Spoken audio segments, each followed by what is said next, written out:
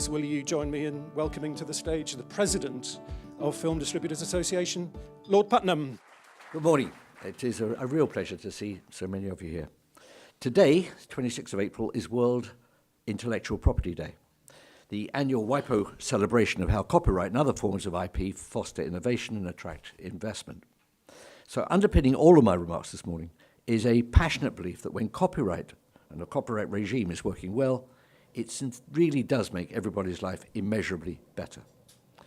So with that, welcome on behalf of the FDA and Mark to this extraordinary hotel, the Westbury. When it was built in the 1950s, the Westbury was London's very first five-star American hotel. But unless you're well into your 70s, it's difficult to imagine the extraordinary impact the very word American had on my generation. Growing up in a thoroughly uninspiring grey London suburb, in which everything you yearned for was either unavailable or strictly rationed, America was in every respect the land of our dreams, accessible only through its movies and its music. So much so that the very first time I landed in New York in 1964, part of me felt that I was culturally coming home. Little wonder then that the Westbury seemed to us the quintessence of glamour and modernity. And it remains a solid reminder of continuity in what, here in London, as across much of the UK, must feel like uncertain times. And at a time when the American dream seems to have soured into something that sometimes feels rather closer to a nightmare. How very ironic it is, or I find it, that at the end of this month we'll be celebrating the centenary of the birth of John F. Kennedy, who for me was that extraordinary symbol of 1960s American idealism. But, as Mark said, it's not all gloom and doom. We're gathered here in a city that continues to punch well above its weight, generating 1% of total cinema box office from barely 0.1% of the world's population. London's well established as a centre of excellence in filmmaking, with an immense amount of cutting-edge effects work being achieved within a mile's radius of this room, and also increasingly we excel at digital distribution. This annual gathering has become a kind of State of the Nation report for FDA. So this year, if I may, I'll start by taking that phrase, the State of the Nation, quite literally and reflect for just a moment on what I see as Britain's place in today's rapidly evolving world. Obviously, there's no escaping the impact of Brexit. It profoundly affects every one of us as citizens, as consumers, and as employers. It'll continue to devour huge amounts of government time, media coverage, and social conversation for years, maybe even decades to come, and long after the current election campaign has been well and truly forgotten. Now, it's no secret that I prefer the misbegotten referendum never to have happened. But don't worry, I won't bore you by reliving the pain of 2016. Except to note in passing that it was a terrifically successful year for Entertainment One and for Disney, among other distributors, and I warmly congratulate all of you. Thankfully, very thankfully, there's no trace of Brexit having yet cast its shadow on film consumption. If anything, it's as if we might feel the need to escape from a newly imposed reality, and that being the case, the reverse might well be the case, and cinema, escaping to cinema might become exactly what we all need, and it'll show in the numbers. Which makes me doubly happy to report that by the end of last week, UK box office receipts in 2017 had crossed the 450 million mark in record time. Remarkably, we're 20% ahead of this same point last year. Likewise, admissions have soared past 50 million for this year to date, propelled by 250 new releases. Fast and Furious 8 crosses the $1 billion box office threshold this week. In fact, I believe it crossed it last night, with China fueling practically one-third of that total. One of the things I've got in mind, I think this is the 10th time we've had this gathering, is that maybe next year I would try and take us through, briefly, I promise, just what transitions we've seen in this past decade. I mean, the idea that a third of the world's largest box office gross was achieved in a country which 5 years ago was not a market in any tangible form is utterly remarkable. And I'm not sure that any of us are good enough at recognizing the pace and magnitude of these changes. The British-made Beauty and the Beast, released last month, stands at $1.1 billion worldwide and is still going very strong. So the marketplace truly does feel as dynamic as ever. But in heeding the advice of Leon Trotsky, who famously said, You may not be interested in talking about the future, but the future will be very interested in talking to you. My sights this morning are focused on our collective futures. No business likes protracted uncertainty. The shared interest in all four corners of the UK lies in an early settlement of either the very best or the least worst outcome from the Brexit negotiations. And as part of that, we need to remain a participant in the EU's Creative Europe programme, so that, among other things, UK distributors can continue to benefit from much-needed support in supplying audiences with a consistent flow of European films. Or, if continuing membership of Creative Europe no longer proves possible, then whoever forms the next UK government needs to step up to the plate to avoid a serious reduction in audience choice. I'm reliably informed that David Davis gets the importance of the creative industries, the screen sectors in particular, to this country's economic well-being. So let's hope that he and the Prime Minister can deliver the kind of arrangements that will allow us to compete and indeed to prosper.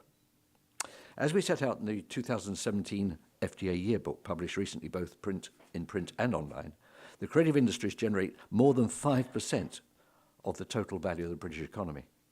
Between us, we sustain 1.9 million jobs. That's 1 in 17 of all jobs in the UK, and that's a figure that rises to 1 in 8 of all jobs in London. But these industries, underpinned by copyright, are also the showcases for British creativity and greatly influence the way the UK is perceived in the rest of the world. This so-called soft power drives billions of pounds worth of tourism and exports and creates favourable conditions for any number of other commercial relationships. British productions, from I, Daniel Blake, Eddie the Eagle, to Fantastic Beasts and 007, reflect our concerns as well as our life, and they fuel Britain's enduring influence as a place to admire, to respect, and to invest in. This is a great nation, a place to study, to work, and, as I say, to invest.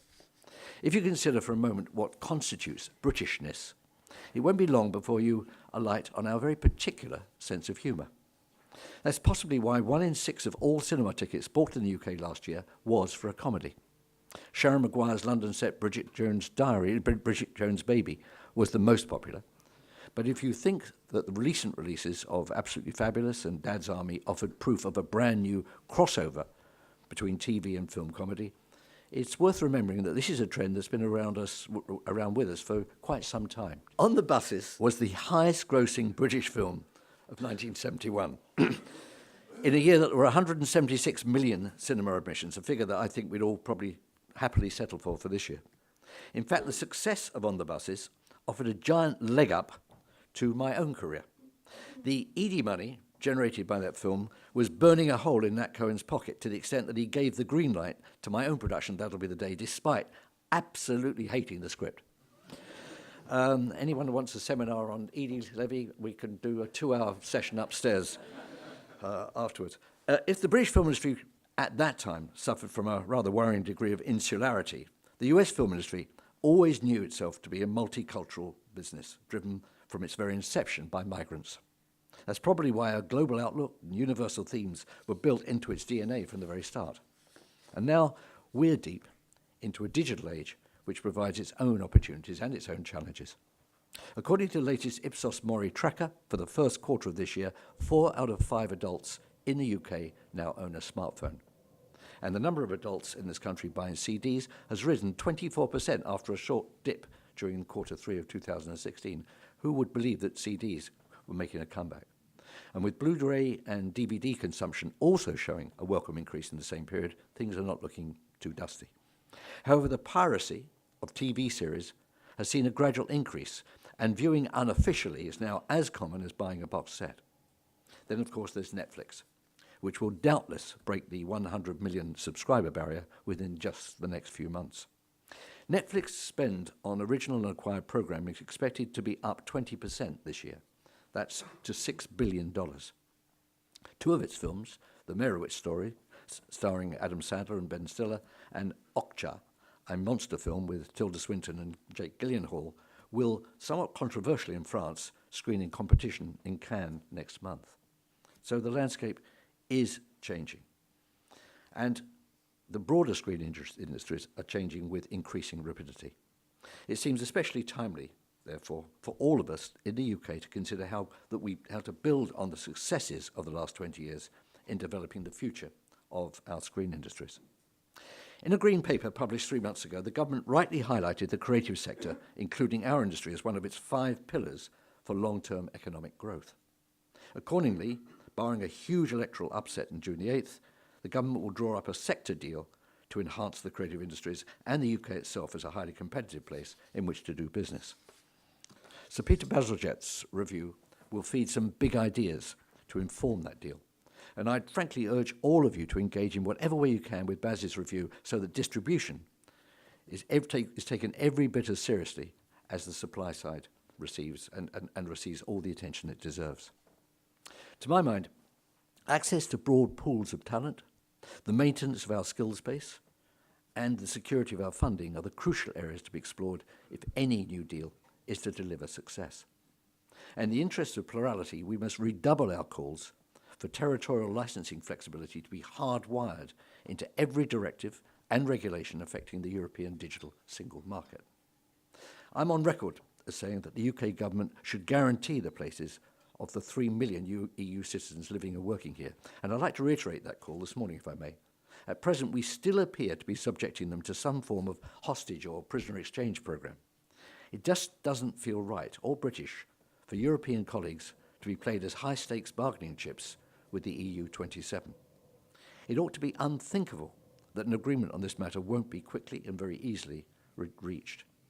So why we haven't, as my colleagues in the House of Lords insisted from the very, very start, acted unilaterally and done the decent and economically sensible thing remains entirely beyond me. It was some relief, I discovered yesterday, that my own party has decided to agree with that stance.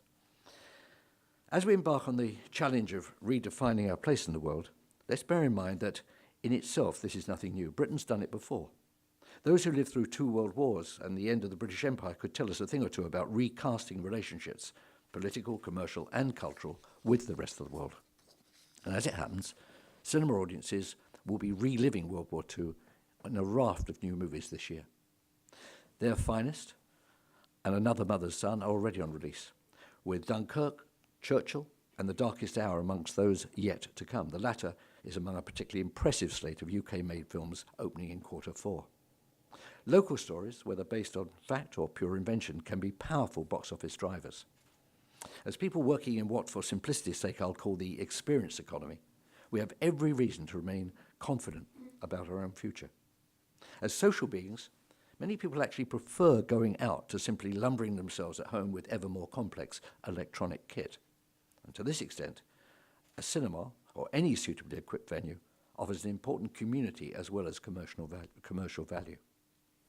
Cinema operators here and around the world are rightly upgrading the quality of their customer experience, installing more IMAX and Dolby Atmos, along with reclining seats and any number of other services. Worth mentioning, I was in Brisbane in November, and I went to an extraordinary, brand new, state-of-the-art multiplex, absolutely magnificent.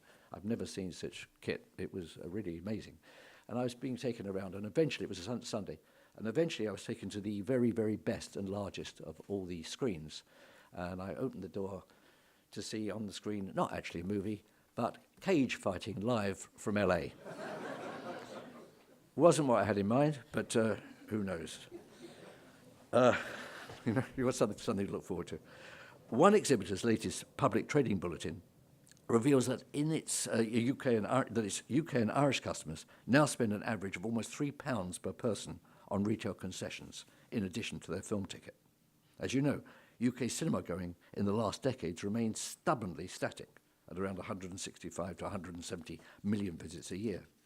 But given the immense paradigm shifts right across the media and leisure sectors, when you look at it, that's possibly no mean achievement. What has escalated, very markedly, is the colossal supply of releases. When you include event cinema, the number of titles has doubled in the last dozen years, from 450 in 2004 to 900 last year, a new record high, with an average visits remaining at a 3-year high.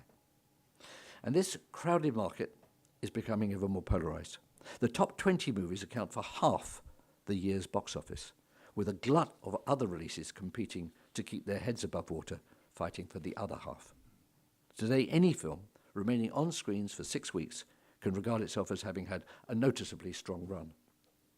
In previous FDA addresses, I've tried to drive home the point that the one-size-fits-all window of theatrical exclusivity, lasting around 17 weeks, imposed by each of the UK's mainstream exhibitors, operates as a form of digital rights freeze.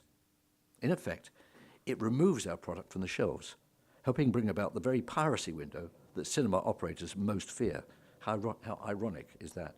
Try and think of any other sector that addresses the public, that launches a brand new product, has enormous confidence in it, it begins to become successful, is then withdrawn from the shelves and brought back 10, 12, 16 weeks later, and you're surprised that maybe the public has either looked elsewhere for it if it's successful, or has lost interest in it because other products have been launched onto the market. It's unthinkable. I talk to retailers now. It's unthinkable in any other sector, and yet somehow we've managed to absorb this as our norm, and that must stop. Britain's now lagging behind other territories where, crucially, a little more flexibility has evidently not reduced the box office one iota. At the very moment digital Britain is remodelling itself, our overly rigid theatrical windows are, to my mind, a ludicrously outmoded analogue practice with absolutely no place in the 20th century. I was impressed by the recent thoughtful remarks of Adam Aaron, Chief Executive of AMC Entertainment, who observed that release window flexibility could prove to be an opportunity, not an obstacle. Judging by the stream of stories that followed in the American media, it appears that, in the States at least, some form of a flexible window of 30 to 45 days is in the works, with at least reasonable chance of success. AMC has also been in the news for a specific local reason. When the company acquired Odeon UCI, a competition issue arose in Manchester, where the combined group would manage 3 overlapping sites. The increasingly active regulator, the Competition and Markets Authority, or CMA, analysed all the catchment areas. For the deal to proceed, one of the 3 sites had to be sold off. My point is not about the CMA's economic prowess, but instead about its terms of reference. Its inquiry considered whether AMC's takeover of Odeon had the potential to restrict competition in consumer ticket prices. Now, that's one way of looking at the problem. But, and it's a big but, that really shouldn't be the whole story. There's a plethora of ticket prices out there, according to screening format, seating type, and so on. In fact, I doubt anyone actually pays the same price for any one visit to the same cinema almost week by week. What about other factors directly affected areas of competition, such as distributors' access to screens for the film's releases they're managing? There are a whole other number of areas of competition that aren't being looked at, and my argument really is that the CMA have taken a very narrow position. Through various mergers and acquisitions, the UK's 3 big circuits have grown to a point at which they now command a collective share topping 3/4 of the total market. Now, that's more than the 3 big retail banks, which have 65% share of current accounts, or the top 3 supermarkets, whose grocery market share is just 60%. I have a problem with this word. You ready? Oligopolies, got it, arise in many sectors worldwide, and I'm certainly not advocating more onerous burdens on competing businesses. So perhaps, on a case-by-case basis, the CMA's regulatory scope might be usefully broadened to embrace a range of issues that affect the wider public interest. Now, the next challenge I'd like to highlight this morning is that of shifting demographics. Around the UK today, cinema going among young people is beginning to be the cause for serious concern. By young, I mean children under 15, tomorrow's potential core audience. Around 1 in 6 of the population falls into that age bracket. And notwithstanding their rising numbers, there is no sign of them growing as a proportion of the cinema audience. That's despite the vast choice of releases they might pester to see. A majority of last year's releases carried a U, a PG, or a 12A certificate. So we're certainly in the business of attracting the under-15s. I'd strongly urge the whole industry to consider carefully the tastes and the viewing habits of this upper primary age group, that's to say 8 to 12-year-olds, and how to make the cinema a compelling attraction for more of them, and to set about this with a fair degree of urgency. I'm part of that very, very fortunate generation who basically became utterly familiar with the cinema by going to Saturday morning pictures. Now, I'm not suggesting, I promise you, a return to Saturday morning pictures. What I am suggesting is that at the time, this would have been the early 50s, cinema owners and cinema companies were sufficiently concerned to get young people into the cinema that someone, somewhere, someone probably knows who it was, created the concept of Saturday morning pictures. It was subsidized, it was cheap, it was joyous, but it actually did introduce us to cinema going as a habit, and a very important habit. Something of similar, not the same at all, but some similar sort of initiative needs to be out there to recreate the habit of cinema going amongst that generation. Because recently published research by Ofcom indicates that 1/3 of preschool children already have their own tablet. It may have been brought for them, or in many cases it's a cast-off when their parents are upgraded. That's certainly the case in my own family. They're most likely to use it for an hour or so a day, typically between 4 o'clock and 6 p.m. in the afternoon, when previous generations might have been doing their homework or be found glued to children's programming on TV. By the time they start secondary school, most are thoroughly familiar with their tablets, and many will also have their own mobile phones. It's on these portable screens many of this group are likely to watch their first movie or play their first game, interchanging between story formats with a simple tap or swipe of the screen. And as play and learning grow closer together and ever more tech-based, the most popular app among children is YouTube. I actually addressed a group of 100 kids in Dublin a couple of weeks ago, and just as an experiment, I asked them to hold up their hands as how many of them were regular television watchers. One hand went up. I then asked them how many they wanted to watch YouTube. Every single hand in the room. And this was a low-income group in a fairly deprived area of Dublin. Every hand in the room went up. I was actually amazed. I know how many of you can clearly remember your first visit to the cinema. It's crucial. Certainly for my generation, it could be a life-defining moment. The second movie I was ever taken to was Bambi. And I'm not sure to this day, and I wish this was a joke, I'm not sure to this day I've ever fully recovered from the death of Bambi's mother. You know, Disney's backers begged him not to include that scene. But as usual, he prevailed, and the history of the animated film was forever changed by that really quite extraordinary act of creative courage, as was my own understanding of the emotional breadth and depth of the cinematic experience. Meanwhile, teenagers are declining as a proportion of the population as a whole, as well as its cinema audience. In demographic circles, 13 to 20-year-olds are known as Generation Z, and the cohort that comes after the millennials. They're likely to be bargain conscious as they've lived with the effects of recession and austerity for most of their lives. It tends to be a generation with a diverse, global, and of course a digital mindset. One of the great paradoxes of our time is that as the world speeds up and adopts digital technologies, so the mistrust of globalization spreads even wider. So for Generation Z, Snapchat is fast becoming their TV, although that could easily change the day after tomorrow. In any case, they care far more for their smartphones than for their TV sets, and that's even if they have one. By the end of 2016, all the major social networks, Facebook, Instagram, Twitter, and Snapchat itself, had introduced live video streaming. Further up the age scale, older adults are rapidly increasing as a percentage of both the population and as cinema goers. And this trend will only continue. The Office for National Statistics calculates that within 20 years, more than 1 in 12 of the UK population will be 80 or above. Now, I'll be 96 and only 4 years away from retirement. And that's enough to give you and me fairly serious cause for concern. Ever the optimist, as I draw to a close, let me flag up some good news. The experience of high-quality storytelling is as highly valued as it's ever been. But although audiences of all ages crave entertainment, nothing stands still, especially during the period of massive ongoing digital disruption.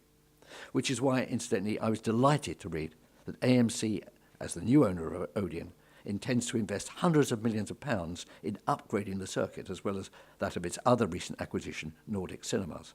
This is a whole world away, thank God, from its previous entirely negative and thoroughly unambitious owner. The competition for audiences' time, as well as their disposable income, already ferocious, is only going to intensify as ways that they choose to consume media continue to evolve. Snapchat is only 5 years old. Its parent company, Snap, was worth about $23 billion last time I checked. But this year marks the 10th anniversary of two similarly game-changing media phenomena. The first is the BBC iPlayer.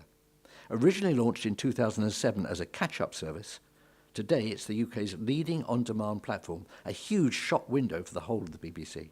You can watch movies, box sets and series not yet even broadcast. In January, the iPlayer received 304 million viewing requests. That's over 50 million more than a year earlier. Can you imagine a world in which our sector was experiencing similar levels of growth? And as you might expect, the iPlayer's user profile skews younger than the BBC's television audience. Let me offer just one example of how the iPlayer has impacted the TV landscape. The recent British drama, Taboo, from Ridley Scott, Stephen Knight and Tom Hardy, was first screened on BBC One. The 8 episodes were shown on Saturday evenings, starting in January, with the full box set not available on the iPlayer until the end of March. Taboo's average viewers per episode consolidated at around 5.8 million a week after transmission. But if you looked again after 28 days, the viewing figures had inflated to 7 million. Young adult viewers are very unlikely to have plonked themselves in front of a TV on a Saturday night when Taboo originally aired. But increasingly influenced by social recommendations, they're encouraged to binge watch a series later, online, when the buzz surrounding the series becomes socially compelling. Having been a big hit among the under-40s on iPlayer, with a healthy box set future in the bag, Taboo has now, entirely unsurprisingly, been recommissioned for a second series. Now, to my mind, there's a lot the film industry might learn from this. An initial first run, followed by a timely on-demand platform, could become much more widely accepted title by title. Indeed, Amazon boss Ray Price recently spoke of Amazon Studios' new era of filmovision, following the convergence of high-end TV and film projects on SVOD platforms. My second anniversary, 10th year anniversary, is Facebook. It opened its first London office in 2007 with just a handful of people, having been created in Harvard just 3 years before that. This year, Facebook moves into its new Fitzrovia headquarters with 1,500 staff. It has 32 million users in the UK, that's to say about half the entire population. Given its strength and that of Google, it's no surprise that in 2016 digital advertising grew at its fastest rate for 9 years by 17.3% to £10.3 billion. Facebook is now one of the world's largest media companies, yet it generates relatively little content of its own. And I say media quite deliberately because Facebook is a publisher, not just a tech company. And as such, it has to work harder to live up to its wider social responsibilities, as evidenced by the recent controversies in which it's found itself embroiled, whether it be the links to fake news, to child pornography, or the horrific crimes being aired via Facebook Live. Not long ago, high-speed digital connectivity might have been regarded as something of a luxury. Not so today. It's an essential ingredient in just about every aspect of our lives. And this new level of connectivity allows us to enter an on-demand world with a superabundance of content and information. In fact, in just about every respect, we're living in a golden age for content. iTunes alone has 350,000 podcast strands containing 13 million individual episodes. Now, the all-too-obvious risk over the next few years is that if content is not available where and when the public wants it, much of that demand will simply find other ways of being satisfied. So as a profession, film distribution thrives on innovation and enterprise because simply it has to. Data-driven digital and social media have utterly transformed the ways in which audiences connect with movies. Think for just a second about the current release model. A handful of weeks in the cinema, if you do well, then a dark period lasting a few months, followed by hopefully a couple of weeks re-promoted as a new video title, then if you're really lucky, some sort of tail on a streaming service or within a catalogue bundle. Now, given the vast amount of production and marketing investment involved, that's surely a model that makes increasingly little sense. And I don't think these vast pipelines of content are going to shrink anytime soon. As ever, what's required is a far greater level of flexibility. Speaking of which, as we all know, the period of the industry funding the conversion of cinemas to digital presentation is heading for the home straight. This has always been a sensitive, complex matter, as these digital payments and their related timing schedules are governed by a whole mesh of bilateral contracts. The generic point I'd like to make, hopefully the very, very last time, is this. If the termination of these digital payments is staggered over a period of months or even years, it has the potential to distort patterns of releasing and booking movies, and in ways that are very, very unlikely to be in the public interest. Nor will it be in the interest of those cinemas that continue to charge digital fees when the others have stopped. So I really hope the fees can be phased out at more or less the same time, for the sake of all parties, audiences included, however daunting that may at present seem to be. What I'm saying simply echoes the principle contained in Lord Smith's review published 5 years ago, that no British film company should be unnecessarily disadvantaged while paying for digital conversion. As lead agency for the UK film, the BFI has launched a commendable 5-year plan. As attention moves on from this and its attendant skills strategy, the BFI could very usefully take a fresh look at these digital transition issues. It's yet another reason why a very knowledgeable, independent UK film distributor should, in my judgment, be appointed to the BFI board as soon as possible. So to wrap up, I kicked off this morning by noting that Britain is in the process of reinventing itself. My key message being that with or without Brexit, the British film business needs to take a similarly critical look at itself, for its own sake, as well as in the interests of its audience. As the most recent product increasingly blurs the boundary between the participatory experience of films and games, the very idea of what a film is has, to a significant extent, begun to come into play. Just last month, IMAX announced the installation of a 12-pod virtual reality centre in a cinema foyer in Manchester. Players can don a VR headset and watch new material, perhaps a short piece related to a character or the dilemma they've just been watching in a feature-length film standing in the foyer before or after the movie. Streaming continues to grow, and given appropriately harvested data, it can be targeted to an ever more precise demographic. All the more reason to remind emerging generations of the unique experience that the cinema offers. 2 or more precious hours of feature-length storytelling, a digital detox away from everyday life, an enriching excitement offering the ability to live vicariously and with others through characters on the big screen. I've been offered the opportunity in June, I'm very excited about this, to go and lecture at Pixar. And one of the things I've discovered in checking out what I'm going to confront is the fact that most of Pixar's efforts are not actually concentrated in the animation area. They're concentrated on narrative storytelling. That is where their massive investment is made, the quality of their storytelling.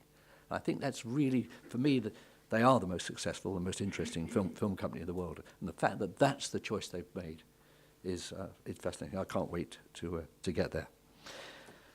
So my final point is this.